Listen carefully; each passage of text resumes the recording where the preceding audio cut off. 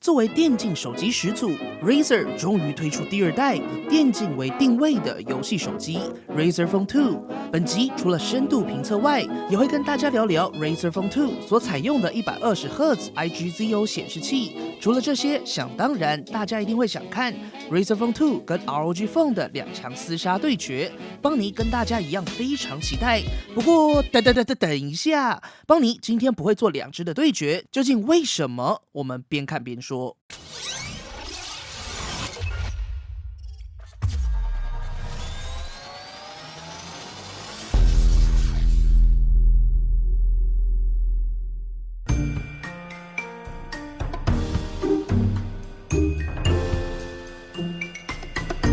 Razer 自从2017年1月收购 Nextbit 之后，10个月后诞生的 Razer Phone 第一代就维持着跟 Nextbit Robin 相去不远的设计 ID。如果大家还记得这款经典的云端手机，清新可爱的外观设计，同样规格 CP 值超高的一只手机，在当时不论是外观设计或是 UI 都让人耳目一新。不过在雷蛇收购后，也就理所当然的维持跟原来差不多的 ID， 但画风一变，成为了第一款主打电竞的行动装置 Razer Phone。作为一款在台湾的雷蛇手机，还是带大家看一下盒装，设计上还是采用当时 Nextbit Robin 的翻盖式设计。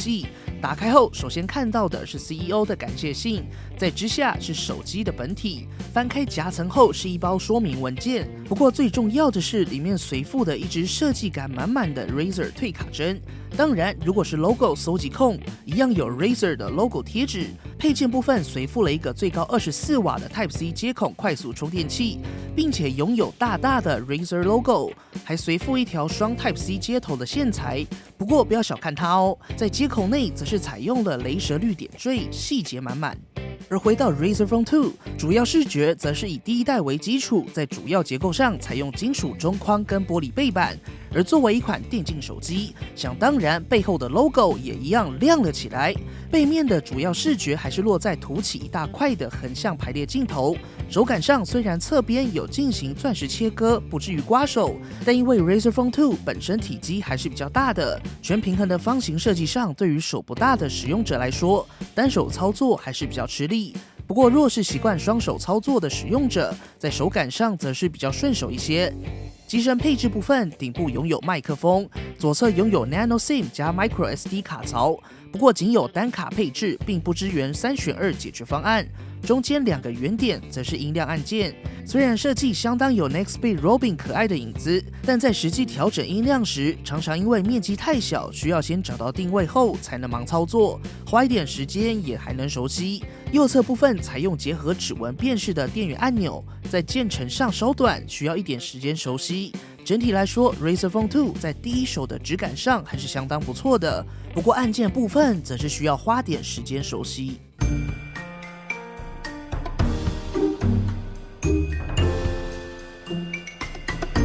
Razer Phone 2一样是选择高通平台的 SoC， 搭载 Qualcomm Snapdragon 845，最高主频来到 2.8GHz， 并且配置 8GB LPDDR4X 的 RAM 以及 64GB 的 ROM。如果担心容量不够的观众，卡槽则是最高支援 1TB 的容量扩充。而在AnTuTu 实际的跑分性能上来到了286968分。其他的简易测试数据可以参考邦尼为大家整理好的简易表格，当然详细的测试数据一样可以上 Xpani.com 查询到完整内容。实际体验上 ，Razer Phone 2一样可以顺畅的运行狂野飙车、崩坏3等等大型手游，不太会有卡顿发生。电力续航部分 ，Razer Phone 2拥有4000毫安时的电池，在 2K 120Hz 模式下 ，PC Mark 80%到20%的测试中来到了8小时又40分，Full HD 60Hz 则是9小时57分。如果是重度手游玩家 ，Razer Phone 2也支援 QC 4.0 Plus，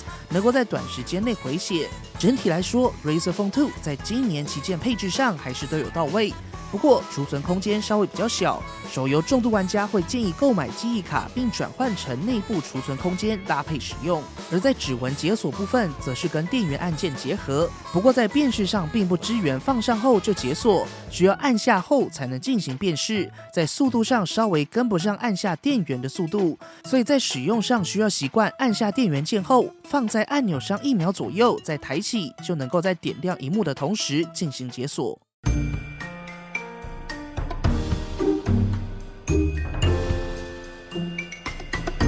Razer Phone 系统上采用 Android 8.1，并且搭配 Nova Launcher 的 Prime 版本使用，基本上可以理解为原生 Android 加 Nova Launcher 的操作系统，当然也维持 Nova Launcher 的高度自定性，包括显示的应用程式格数、图示大小、透明度、颜色，甚至是字型等等多达上百个小设定，只要你有心，就可以将操作界面客制化成你个人的操作系统。而在 Razer 自家的 APP 部分，则是提供了游戏中心，称为 Razer Cortex。在 APP 内可以看到由雷蛇推荐的游戏，以及支援120赫兹的手机游戏，还有雷蛇游戏伙伴推出的相关游戏。不过因为在地化的关系，雷蛇的推荐游戏稍微平淡一些。国内有更多同性质的游戏可以做选择，而 Library 则会帮大家整理好目前手机内的所有游戏。最右侧的 Game Booster 则可以选择开启效能模式，获得更好的游戏效能。而背面的 Razer Chroma 灯效则是提供 16.8 万种细微的颜色变化，可以依据喜好自定呼吸、定色或是光谱模式。不过在变换的速度上不能调整，稍微可惜。而雷蛇在散热上所推出的 Vapor Chamber Cooling 散热枪冷却系统，透过大面积且具有枪式的金属片，能够将热度平均的扩散到手机表面，也能提供更快的散热性能。实际体验上 ，Razer Phone 2虽然发热速度较快，但在游玩时基本上保持整个机身温温的，不会令人感到烫手，对游戏效能的影响也不显著。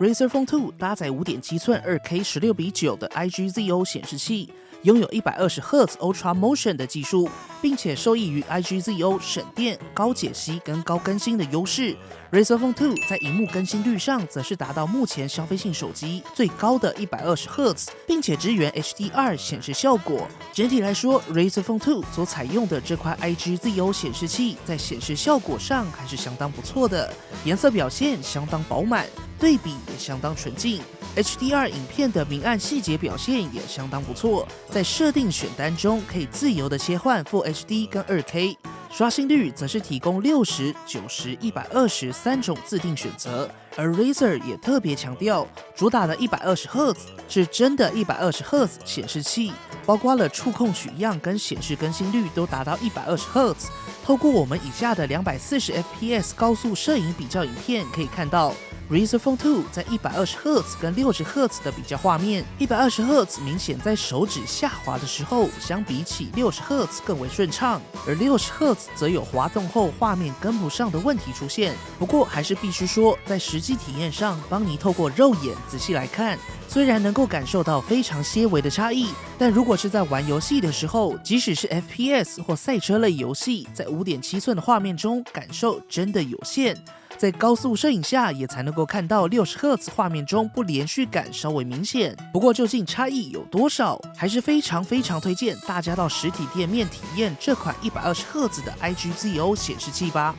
Razer Phone 2采用了双前置立体扬声器，并且内建双扩大器的解决方案，采用全开孔的喇叭设计，不论如何握持手机都能够降低遮挡喇叭的问题。不过上下双排的开孔卡灰尘的情况还是比较明显的哦，但这并不影响使用体验。在音效技术上内建了 Dolby Atmos， 能够根据当下的声音情境自动调整最适合你的音效效果。当然你也可以透过等化器手动调整。整体来说 Razer Phone 2不论在萤幕显示效果或是喇叭，都能够满足你所需的游戏体验。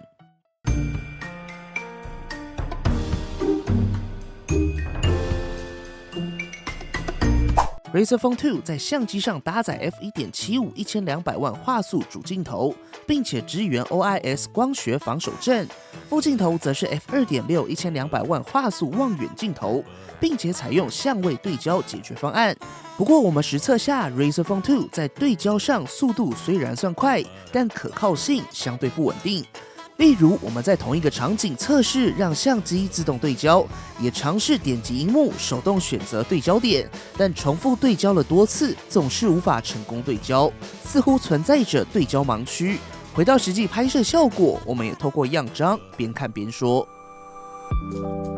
第一组样张，我们还是选择有蓝天跟建筑物的逆光照片作为出发。可以看到 Razer Phone 2在 HDR 效果上还是比较强烈的，建筑物的锐化程度也比较高，整体白平衡则是更加偏暖一些。不过放大来看，在左下角的 Razer Phone 2，因为 HDR 所造成的细节损失还是相对明显。如果加入 Pixel 3一起来看， Pixel 在白平衡跟明暗对比细节更接近人眼所见。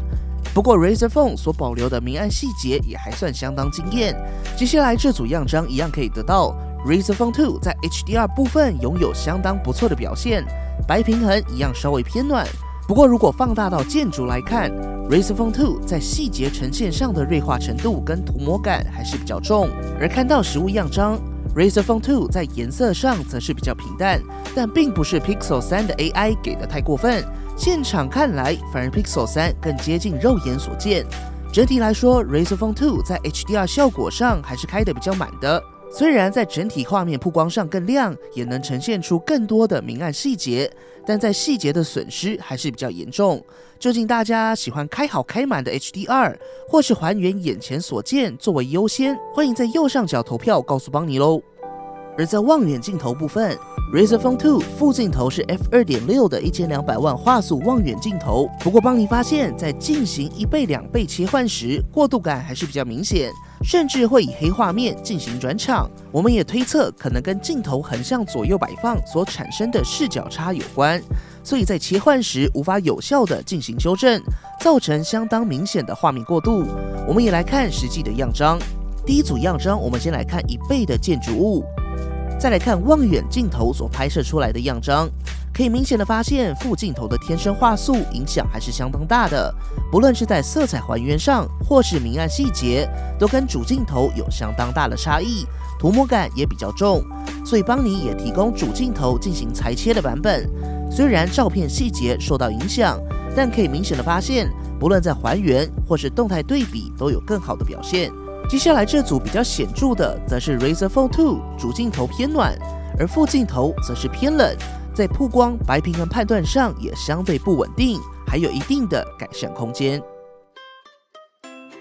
到了夜拍， Razer Phone 2在我们测试时发现观景窗跟画面延迟差异还是比较大的。Razer Phone 2在我们进行移动的时候，观景窗时常跟不上实际移动的速度，大家可以透过画面看到，在移动下会有蛮明显的延迟。原先我们也以为是低光源所造成的，但大家别急，我们到光线充足的地方，问题依旧存在，这可能需要等雷蛇后续进行更新了。回到样张来看， Razer Phone 2在夜拍上跟日拍相比有相当大幅度的差异。首先是最常遇到的，因为 Razer Phone 2 HDR 优先级较高，也间接的带来画面遗失跟白平衡不准的问题，在夜拍上则更为明显。从我们的样张也可以发现到，在色彩还原上雷蛇还是比较吃力的。接下来这组样张也可以得到，在夜间曝光雷蛇给的偏向保守，白平衡一样不太稳定，稍微偏冷。放大了后方的高亮区域，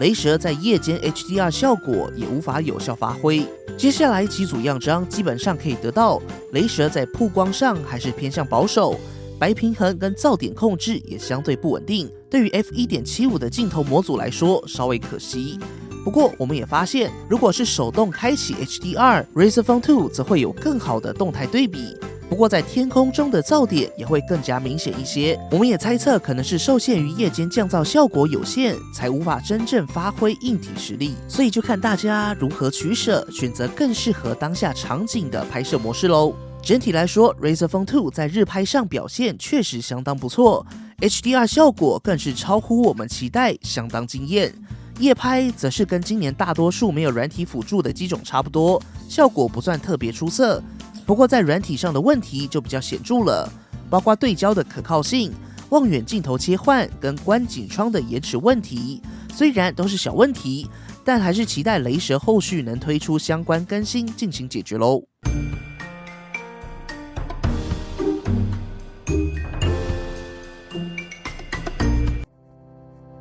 对邦尼来说， Razer Phone 2是一支相当纯粹的电竞手机，拥有足够好的效能，采用 Snapdragon 845 2.8G 赫兹版本，并且配置了 8GB 的 RAM， 拥有超越人眼的 IGZO 120赫兹 2K 显示器，拥有足够好的散热系统。Vapor Chamber Cooling 散热腔冷却系统，采用一大片的金属散热板，将温度均匀地导向表面，让手机温度不至于烫手。在系统上则是采用 Android 8.1 平台，操作则是更偏向原生系统的操作模式。Razer Phone 从底层来说，提供了玩家足够撑起电竞的外观设计，并且提供一切以电竞为导向的纯粹体验，专注在游戏本体的硬体上。软体跟生态链上则没有太多的琢磨，所以也会让人有种少了点什么的感觉。而 ROG Phone 则拥有更完整的手机电竞扩充生态，并且也可以看到华硕跟游戏厂商也有许多深度合作。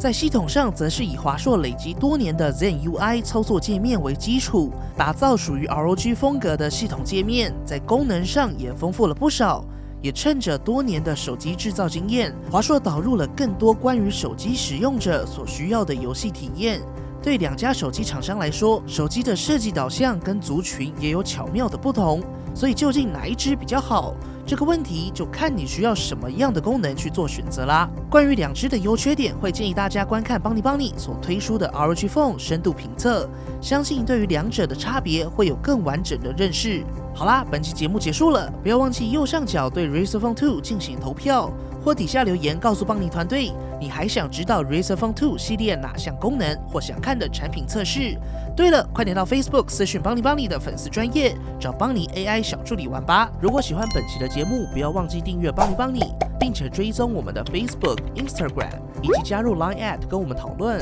如果还有其他问题，别忘了底下留言。那我们就下期影片再见喽。